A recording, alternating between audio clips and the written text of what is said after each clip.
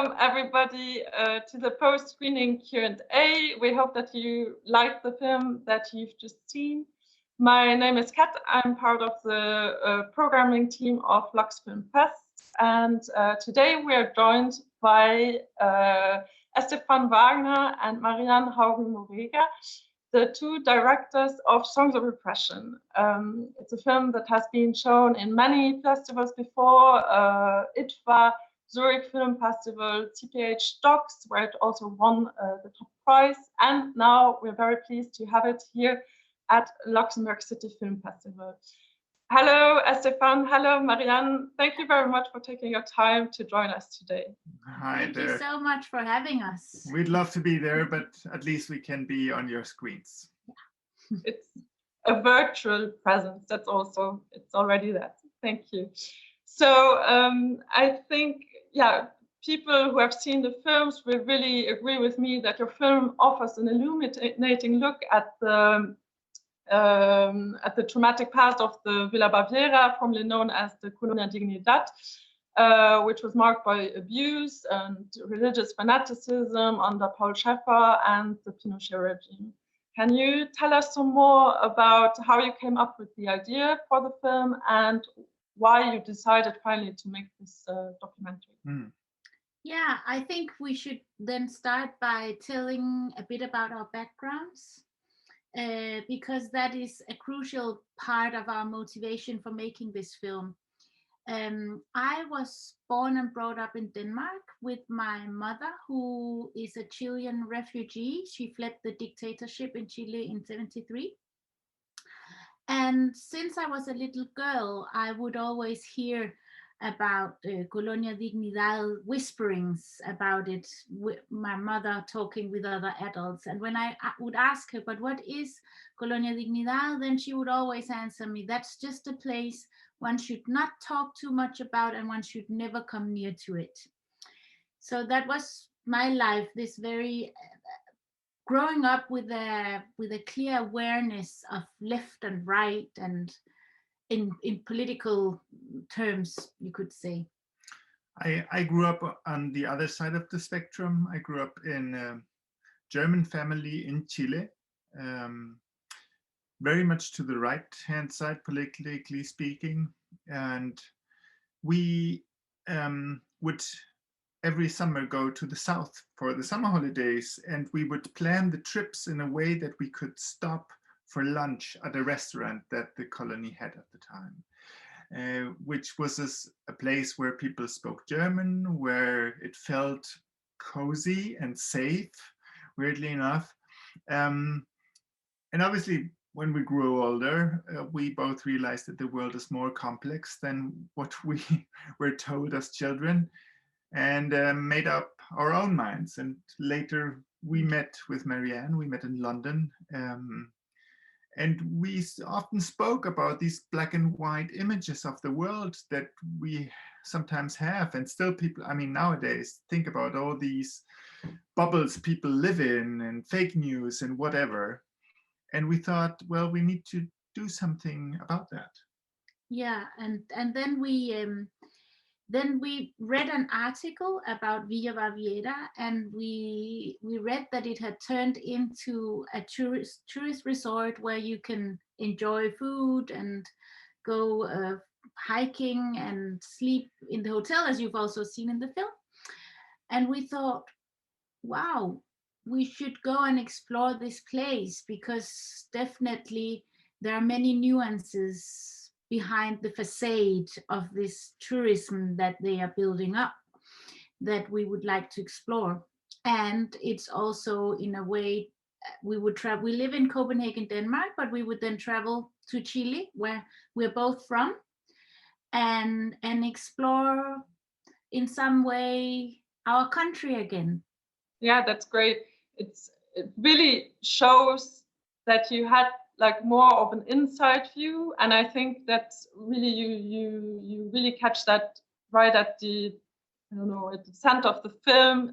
You really handled it with so much sensitivity, and you really show those very intimate moments on screen that sometimes it really catches you at the throat, that you're like, wow, that's really amazing that you managed to have those people confessing to you and to the camera also, which must be also difficult to develop that confidence, not confidence, the trust. The trust, yeah, definitely. So that they are really having the trust in you to tell those stories. How did you manage to do it? How did you get access to the residents so that they would really do those confessions to you? Well, there were several elements, I would say. One is certainly time. We spent a lot of time. I mean, it took us 4 years to make the film. We moved to Chile with our family. We also have children together. We moved to a city close by to the colony to be able to go there every single day for many months. And then even after we came back, we kept flying down and kept shooting. That was one thing. But then it was also a genuine interest in them. I mean, we are not journalists. We don't come with 2-3 questions and ask them as long as until we get the answer we want and then we leave. We were really interested in understanding their own logic, and we were interested in them. And then because of having the cultural insight of our both sides, we would be able to talk with them on an equal eye level, I would say, and they would notice that. And then also, and you see it in the film. I mean, we don't come with this long finger saying, "Oh, you are a victimizer." We never do that. Or the opposite. We give them the space to express how they see their lives and how they remember their past. And obviously there's a lot of different ways of how they cope and how they tell their pasts, but we would give them the space to do so instead of us telling them what is wrong and what is right and what really happened and what did not happen, because the film is not about that. The film is actually about how it is more about the present and about how the remaining residents live with that past now and how they remember and cope. Yeah, I think that's something that you could, as a viewer, you could really sense that as well, because at no point you've shown a picture or like historical footage from Paul Schaeffer or Pinochet, and that's why you really get that sense that you really want to focus on those people, and that's what really makes the film so special, I think. Yeah, because you could easily, we obviously spoke at that about that many times. You could also easily make a film about Paul Schaeffer, but that would be a completely different film, and that would be a film about the past as well. And our interest was really in present time and how you get on after having gone through extremely traumatic events, and also to look at how post-totalitarian systems in a way repeat themselves if there is no room for dialogue, if there's no room for a reconciliation process. So we were very much aware of giving as little information about the past as possible. Our aim was for the audience to read and explore the present time, but of course having a certain amount of knowledge about the past so that you can actually understand what is going on now in the present, and also what is being said in between the lines of what the participants in the film say, because there's obviously a lot that's happening inside them, and I hope that the audience has experienced that now, where you have seen the film, that there's also a lot to say in how you look, what your expression, facial expression is, the pauses that you make, what you say, what you don't say. Yeah, that's great. And have the residents actually seen the end result of the film? What were they thinking? That's an important question. Also because, as we said, we were genuinely interested in them. So one of our main, how to say it, what we always told them, many of them, was you should be the first ones who see the film before it gets out to the public. We wanted to be able to look them into the eyes afterwards, instead of running away with some juicy footage and saying, "Oh, now we have it." So there are a lot of ethical questions, obviously, there that we have to process during the making and also during the editing. So when we had the film and we knew it was going to premiere at CPH Docs, it was looking back at a really interesting historical moment.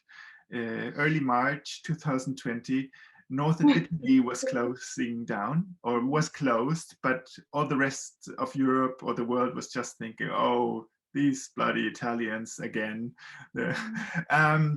But obviously it was getting clear that something serious was happening, and but still we decided to go there. We flew to Chile on the craziest trip ever, super short, 6 days, went to the colony and showed the film. And we showed it twice, first only privately to Horst and Helga, because they are the most vulnerable maybe in the film, and we needed to make sure that they knew what was going to happen the following day. And it was a really strong experience for them. And Helga, I mean, we had long conversations afterwards, but one line that really hit me was that Helga said to me, I mean, and she knows what is happening to her, and she goes to psychiatrists and psychologists and so on, but she said, it's only now seeing the film that I realized how damaged I am. Oh, wow. And that's, and then the following day we made a screening for the whole community, for everyone, every adult who wanted to come. It was packed. And I don't think I've ever experienced such an intense screening. I mean, you could hear a needle falling to the floor. And it's obviously not an easy film for anyone, and especially not for themselves. And there are so diverse points of views. And again, afterwards, we had a long conversation, which was very cathartic.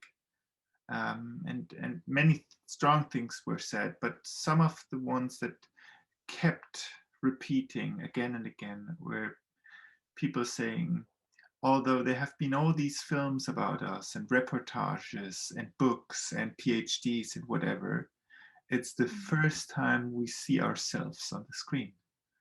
That's us. That is us. And I mean, as a documentary filmmaker, that is, I mean, that is very, very strong and beautiful to get. Yeah, that's the greatest compliment that you can receive. I think so. Yeah. I think so. I mean, yeah, they felt it was honest. That's great. And while you were filming there, were there any residents who were perhaps opposed towards you being there and filming them?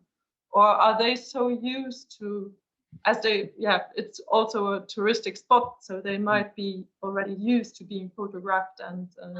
They are used to the media coming there and filming, but the media is not welcome.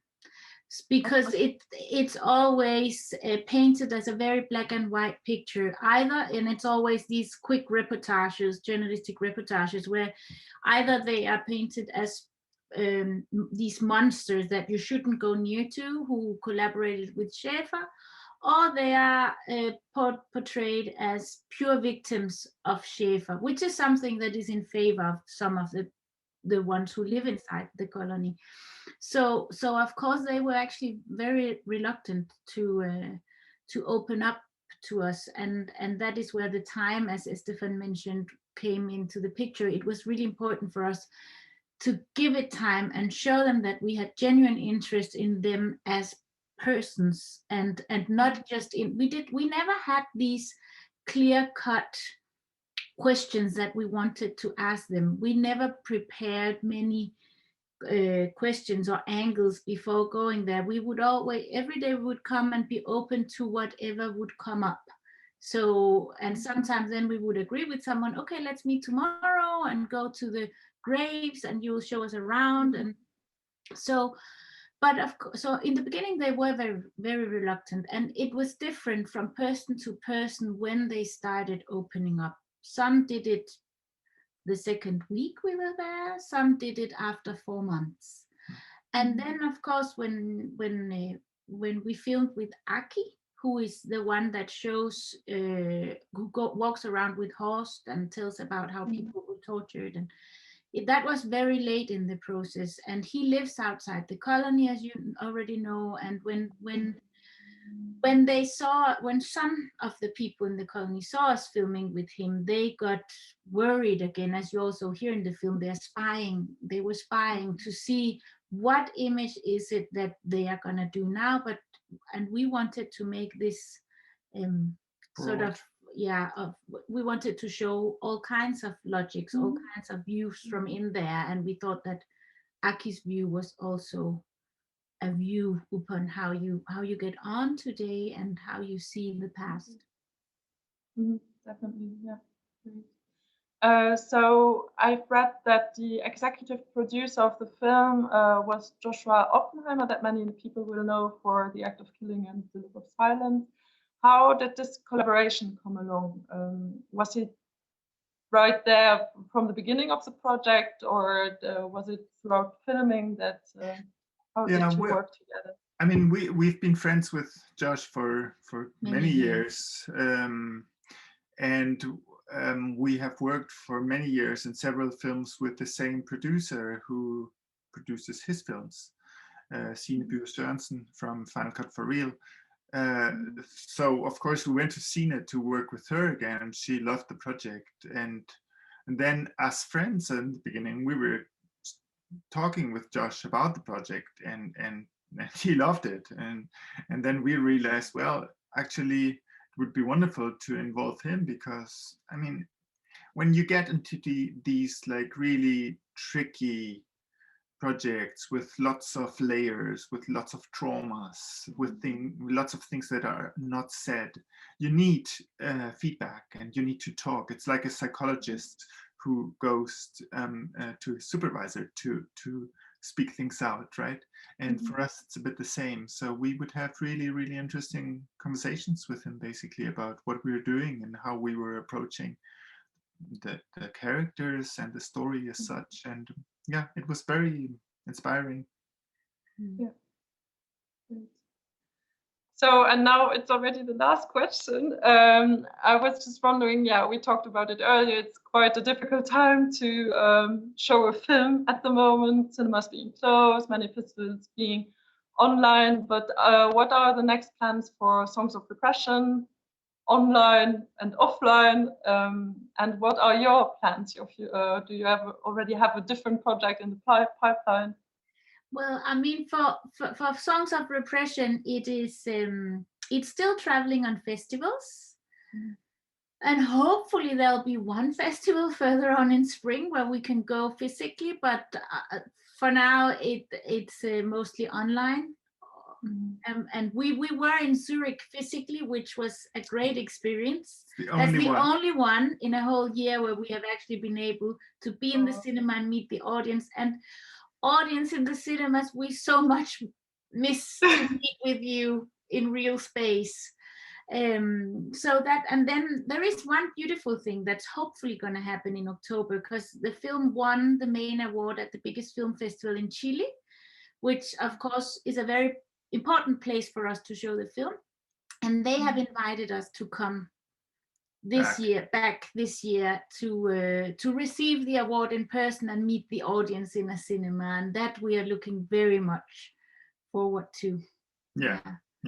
And with all the festivals coming up now in spring, we'll see how the pandemic evolves. I mean, several of them are inviting us, but always saying we'll see how it looks in 2-3 months time. We'll have to see.